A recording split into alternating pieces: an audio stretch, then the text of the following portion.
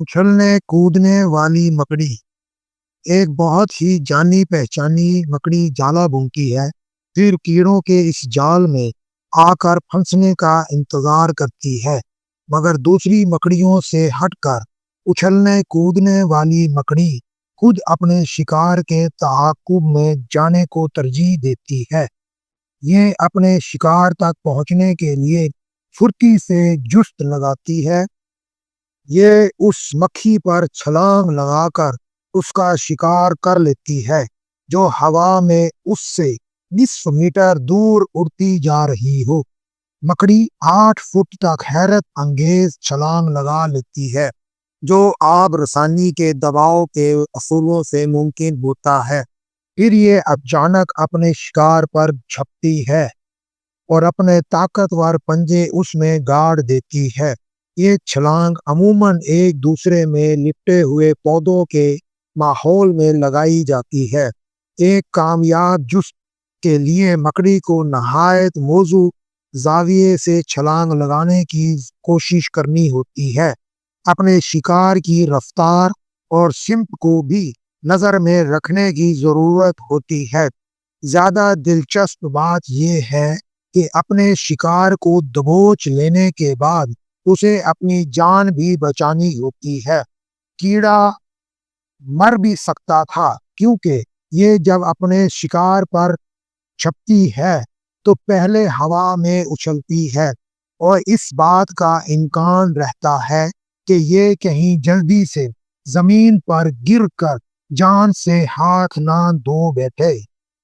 مکڑی عموماً کسی درخت کی چوٹی پر ہوتی ہے، تاہم مکڑی کا ایسا انجام نہیں ہوتا۔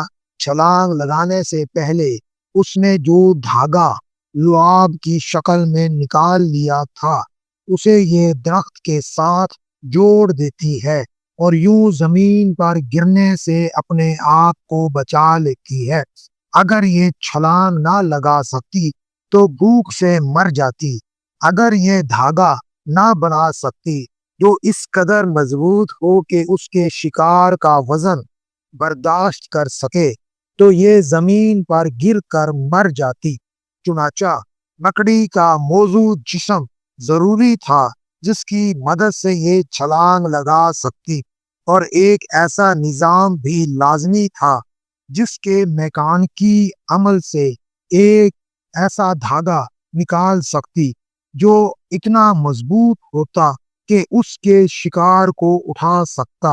اس کے علاوہ مکڑی صرف ایک ایسا میکانیکی عمل ہی نہیں ہے جو دھاگا بناتا ہے اور اسے چھلانگ لگانے میں مدد دیتا ہے، بلکہ یہ ایک پیچیدہ اور مکمل جاندار نامیہ بھی ہے جسے اپنے تمام اوصاف کے ساتھ زندہ رہنا ہے۔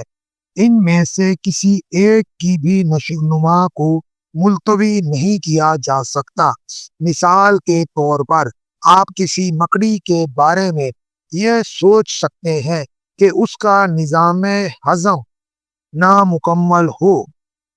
یہ سب میرے اللہ تبارک و تعالی کی نشانیاں ہیں عقل والوں کے لیے۔ چنانچہ قرآن پاک کی سورۃ ہود کی 6 آیت میں اللہ تعالیٰ ارشاد فرماتا ہے کہ وہ تمام جانداروں کی پرورش کرتا ہے۔ اس کا مطلب یہ ہوا کہ کفالت اور پرورش کے لیے جتنی چیزوں کی ضرورت ہوتی ہے، جو رزق درکار ہوتا ہے، وہ سب اللہ ہی مہیا کرتا ہے۔ سورۃ الہود آیت 6 ترجمہ: زمین میں چلنے والا کوئی جاندار ایسا نہیں ہے جس کا رزق اللہ کے ذمے نہ ہو اور جس کے متعلق وہ نہ جانتا ہو کہ کہاں وہ رہتا ہے اور کہاں وہ سونپا جاتا ہے۔ سب کچھ ایک صاف دفتر میں درج ہے۔ یہ 360 ڈگری کے زاویے سے چاروں طرف دیکھ سکتی ہے۔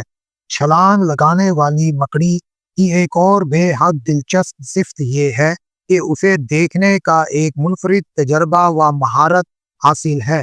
بہت سے جاندار نامیے جن میں انسان بھی شامل ہے، اپنی دو آنکھوں کی مدد سے ایک محدود فاصلے تک دیکھ سکتے ہیں اور پیچھے کی طرف نہیں دیکھ سکتے، مگر چھلانگ لگانے والی مکڑی اپنے چاروں طرف، جس میں پچھلی سمت بھی شامل ہے، ہر شے دیکھ سکتی ہے۔